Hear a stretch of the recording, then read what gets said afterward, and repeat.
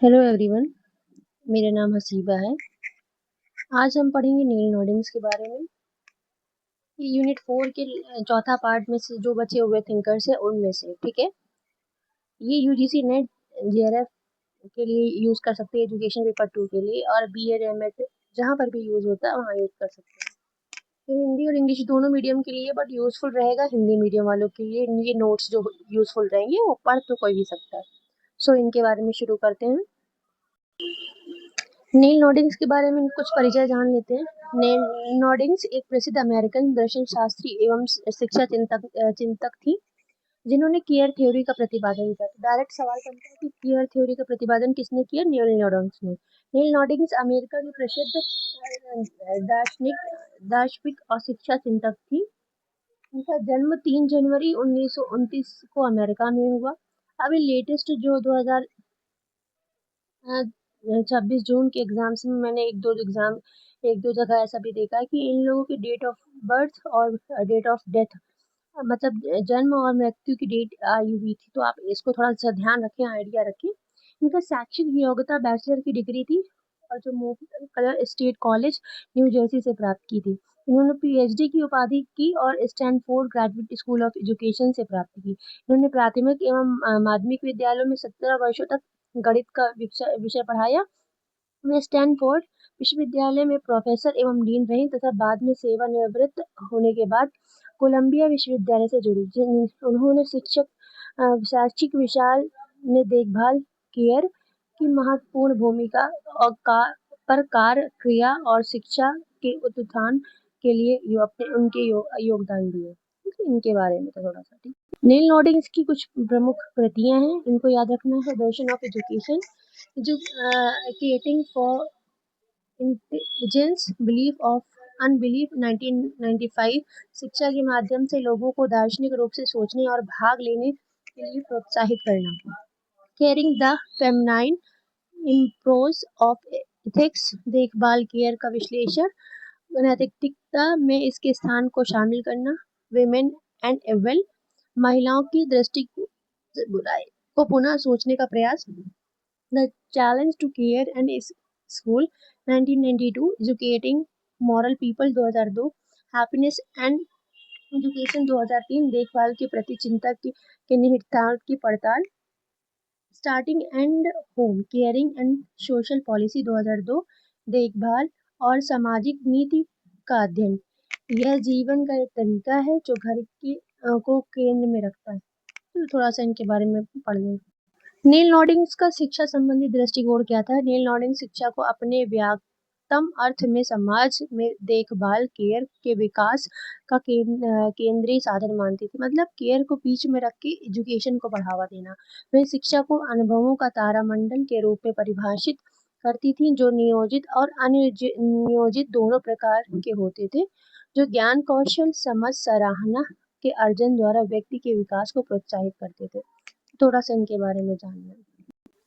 अब कहीं पे सहानुभूति मिलेगी इनकी। देखभाल वास्तव में क्या है, उसमें इसमें क्या शामिल है, यह स्थापित करना आसान नहीं है। नील नॉर्डिग्स का दृष्टिकोण था कि हमें यह जांचना चाहिए कि देखभाल का वास्तविक अनुभव कैसा होता है। मतलब हम जिसके लिए देखभाल कर रहे हैं उसके लिए कैसी उसकी फीलिंग रहती है। नॉर्डिंग्स अपने दृष्टिकोण में सहानुभूति, सिंपैथी, किसी के लिए सहानुभूति रखना के रूप में सावधानी पूर्वक वर्णित करती हैं कि जो कि पश्चिम या पाश्चात्य और पुरुषवादी प्रयोग से सामान्यतः प्रचलित है। देखो, सिंपैथी जो है उनके दो वर्ड्स पश्चिमी और पुरुषवादी दृष्टिकोण से मिलके बनी है। इसके बजाय वे मतलब जो पुराना चले आया है, इसके बजाय वो सहानुभूति के बारे में बात करना पसंद करती हैं। देखभाल करने वाले के साथ ऐसी भावनाओं के रूप में जो देखभाल में ध्यान की प्रभावी अवस्था को अधिक निकटता से पकड़ती है। देखभाल के बारे में और देखभाल के लिए नील नॉर्डिंग्स का कहना था, नील नॉर्डिंग्स देखभाल के बारे में और देखभाल के बीच का अंतर स्पष्ट करने में मदद करती हैं। हमने मुख्य रूप से उन आमने सामने की स्थितियों पर ध्यान दिया है जिसमें एक व्यक्ति देखभाल करने वाला होता है सीधे तौर पर दूसरे व्यक्ति की जिसकी देखभाल करता है। नॉर्मल सी बात है, जैसे माँ और बच्चा, ठीक है। ये इसलिए मैंने बता दिया कि माँ देखभाल करती है, बच्चे की देखभाल होती है, ऐसे देखभाल करता है, इससे संबंधित होता है। देखभाल के बारे में एक अधिक सामान्य विचार है, ये सार्वजनिक क्षेत्र से जुड़ा है, ये सबके अंदर होनी चाहिए। जैसे देश का पीएम है तो उसकी जनता उसके लिए देखभाल करने वाला होना चाहिए। तो कम से कम इसमें 2 लोगों की आवश्यकता होती है और ज़्यादा से ज़्यादा अधिक लोग भी हो सकते हैं। हम गरीब देशों के लोगों की पीड़ा को लेकर चिंतित हो सकते हैं और उनके लिए कुछ करना चाह सकते हैं, जैसे विकास कार्यों के लिए दान देना। तो ये भी उसके देखभाल के अंदर आता है। बेसिकली केयर थ्योरी वो कहती क्या है? केयर थ्योरी एक संबंध परक सिद्धांत है जिसके लिए कम से कम 2 लोगों की आवश्यकता होती है, देखभाल करने वाला और जिसकी देखभाल की जा रही है। तो मतलब 2 लोगों की ज़रूरत होती है। यदि जिसकी देखभाल की जा रही है वह देखभाल के प्रयास को पहचानता नहीं है तो कोई संबंध स्थापित नहीं होता। अब टीचर, माँ-बाप अगर किसी की ख्याल रख रहे हैं, सब कुछ कर रहे हैं, आप उसे पहचानेंगे तो वो गलत माना जाएगा इस तरह। देखभाल में किसका किसका योगदान होता है? घर। सामाजिक नीति के संदर्भ में प्राथमिक शिक्षक के रूप में 2 प्रमुख बातों का पालन करता है। ये 2 बातें क्या है? पहली, हर बच्चे को ऐसे घर में रहना चाहिए जहाँ कम से कम पर्याप्त भौतिक साधन, सुविधाएं और स्नेह देखभाल मिलती हो। दूसरी, विद्यालयों में अपनी पाठ्यचर्या में घर जीवन के लिए शिक्षा को शामिल करना चाहिए।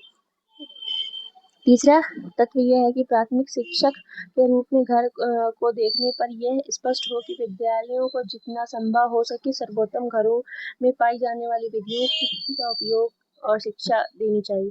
देखो, पहला 2 चीज़ें हैं, 3 चीज़ें हैं। पहला, घर। हर बच्चे की पहली ज़रूरत है जो घर में रहने वाला, जहाँ उसे प्रेम, चीज़ें मुहैया हों, ठीक है? दूसरा उसका विद्यालय हो। तीसरा, विद्यालय में एक ऐसी पढ़ाने की विधि होनी चाहिए जो घर में इस्तेमाल होती ताकि बच्चा आराम से एडजस्ट कर जाए। नील नॉर्डिक ने जो कतरतका देखभाल के दृष्टिकोण के लिए शिक्षा को उन्होंने 4 प्रमुख घटक बताए। मॉडलिंग, संवाद, अभ्यास, पुष्टि। ऐसे किसी की केयर करी जा सकती है। देखभाल की मॉडलिंग क्या होता है?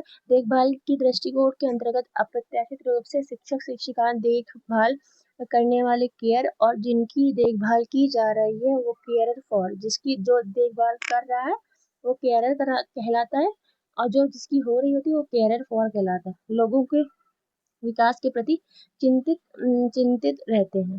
शिक्षकों को अपने व्यवहार के माध्यम से यह प्रदर्शित करना है कि देखभाल का क्या अर्थ है। उनको करके बताना है कि देखभाल का मतलब क्या होता है। हम उन्हें केवल यह नहीं कहते कि देखभाल करो और उन्हें पढ़ने के लिए पाठ देते हैं, बल्कि हम उनके साथ अपने संबंधों को, अपने स्नेह और देखभाल को प्रदर्शित करते हैं। देखो कैसे, अब ऐसा नहीं है कि हम क्लास में कोई चैप्टर छोड़ दें उन पे, नहीं। पहले हम उसको सही से समझाएँगे, करके दिखाएँगे कि कैसे ये आसानी से होता है। जैसे मदर होती है, कोई बच्चे को काम सिखाती है, पहले वो करती रहती है, वही बच्चा देख के सीख जाता है। सेम टू सेम ऐसे ही होता है क्लास में। आप जब कोई चैप्टर बताएँ, तो पहले उसे करके बताएँ, फिर बाद में बच्चा सीखेगा, ठीक है? संवाद, डायलॉग क्या होता है? डायलॉग का मतलब बातचीत करना। अ, उद्दे अब आपने करके बता दिया। उद्देश्य लोगों को देखभाल के बारे में संवाद में शामिल करना है। देखो, क्या कहते हैं, अब आपने करके बता दिया, बाय द चांस कोई गलती आ रही है तो आप बोल के बताएँगे। जैसे कि नॉर्डिंग्स बताते हैं कि संवाद देखभाल का उतना ही महत्वपूर्ण हिस्सा है जितना हम बिना संवाद के देखभाल का मॉडल नहीं बना सकते। बिना बातचीत के देखभाल का मॉडल नहीं बन सकता। इसके अतिरिक्त यह सीधे तौर पर पर बात करने और हमारी देखभाल की खोज करने के लिए महत्वपूर्ण है, क्योंकि यह बहुत ही विभिन्न तरीकों से प्रकट हो सकती है। ये अलग-अलग तरीके से। दूसरे शब्दों में हमें अपनी देखभाल के प्रयासों का मूल्यांकन करने की अनुमति, जैसे कि हम देखभाल करने की कोशिश करते हैं, हमारे प्रयासों में हमें प्राप्त फीडबैक और यह हमारे देखभाल पाने वालों से मिलता है। जैसे हमने कोई चीज़ बता दी, करके बताई, फिर बोल समझाया उन लोगों को, फिर वो उसी बोलने के माध्यम ही से तो हमको बताएँगे कि मैम आपकी बात समझ में आ गई कि नहीं। तो ये ज़रूरी है। इसके अलावा और सबसे महत्वपूर्ण संवाद देखभाल पाने वालों की वृद्धि में योगदान देता है। जैसे जो बच्चा है, अब वो बोलता है मैम ये प्रॉब्लम है, ये नहीं है, तो इससे ये पता चलता है कि वो सीख रहा है। अभ्यास क्या होता है? प्रैक्टिस। नील नॉर्डिंग्स के अनुसार जिन अनुभवों को हम खुद को पूरी तरह डुबो देते हैं वे मानसिकता का निर्माण करते हैं। यदि हम ऐसे लोगों का निर्माण करना चाहते हैं जो एक दूसरे की देखभाल करें तो हमें समझ में आता है कि छात्रों को देखभाल करने और अभ्यास पर विचार करने का अवसर दिया जाना चाहिए। जैसे वो हमको देख रहे हैं, हम उनकी सहायता कर रहे हैं, तो वैसे ही आगे आने वाले लोगों की मदद करें। इसके लिए उनको भी प्रैक्टिस की ज़रूरत होगी। तो जैसे नहीं होता है, once a teacher was also student, तो टीचर ने जो सीखा है वही तो आपको दे रहा है सेम टू सेम। तो बच्चा सीखेगा, करके सीखेगा, तभी तो दूसरे दूसरे को देगा ना। अब आता है पुष्टि। अब बच्चे ने सीख लिया है, क्या उसका वो अप्लाई होगा कि नहीं? इस विशेष घटक का सुझाव ये है कि इस घटक में देखभाल की शैक्षिक शिक्षा के अन्य दृष्टिकोणों से अलग करता है। नील नॉर्डिंग अपने तर्क में विशेष रूप से मार्टिन ब्यूमर के कार्य पर जोर देती हैं। वे पुष्टि को इस रूप से प्रोत्साहित करते हैं कि दूसरे के प्रति भरोसा और प्रोत्साहन देने का कार्य और दूसरे में सर्वोत्तम को बढ़ावा दे दी। अरे हम आप बहुत छोटी सी आपको एक चीज समझाते हैं। बीएड कॉलेज में हम लोग ने एडमिशन ले लिया, ठीक है। फिर टीचर पढ़ा कर बताती हैं कैसे पढ़ाया जाता है, ठीक है। फिर हम लोग उनसे बात करते हैं, वो हमें बताती हैं कि नहीं ये ऐसे करो वैसे करो। फिर उसके बाद हम लोग से फीडबैक लेती हैं, हम लोग फीडबैक देते हैं, मैम समझ में आया कि नहीं। फिर हम लोग क्या है, उसी चीज़ को एक जो होती है ना माइक्रो टीचिंग करके देते हैं, अभ्यास करके देते हैं, या जो हम लोगों की ट्रेनिंग लगती है उसमें अभ्यास करते हैं, ठीक है। तो उससे क्या होता है, ये कंफर्म हो जाता है कि हाँ हमको पढ़ाना आ गया, बस। नॉर्डिंग्स का यह भी मानना है कि छात्रों को ज्ञान, नॉलेज और कौशल शिक्षा सीखना चाहिए। नॉर्डिंग्स यह भी मानता था कि छात्रों को ज्ञान और कौशल सीखना चाहिए और उन्हें उनके चारों ओर की दुनिया में रास्ता ढूंढने में सहायता करने के लिए आवश्यक, जबकि साथ बच्चों, बुजुर्गों, जानवरों पर की भी देखभाल करनी चाहिए। मतलब आप स्किल्स सीख लें, काम ढूंढे, लेकिन यह देखभाल के दो तरीकों पर विचार करते हैं। विद्यालयों में मौजूद एक दृष्टिकोण में विद्यालयों में विषयों को देखभाल विषयगत इकाइयों के इर्द गिर्द संगठित करना थीमेटिक तौर पे। दूसरे, वह कहती है कि विद्यालय में विषय पारस्परिक रूप से दिनचर्या अनुशासन ही रहता है, लेकिन पूरे पाठ्यक्रम में देखभाल के विषयों को शामिल। मतलब ये है कि दो तरीके से आप सब्जेक्ट के आसपास स्किल ढूंढे। दूसरा क्या है, दूसरा जो दिन ब दिन होता है उसमें क्या कहते हैं, बच्चों को केयर बढ़ाया जाए। इनके पाठ्यक्रम कैसे हैं? नॉर्डिंग ने पाठ्यक्रम को छात्रों के व्यक्तिगत हितों के अनुसार समायोजित करने में महत्व पर जोर दिया और वास्तविक जीवन की स्थितियों को लागू किया जा सके ऐसे विषयों को मुख्यतया देने पर बल देते हैं।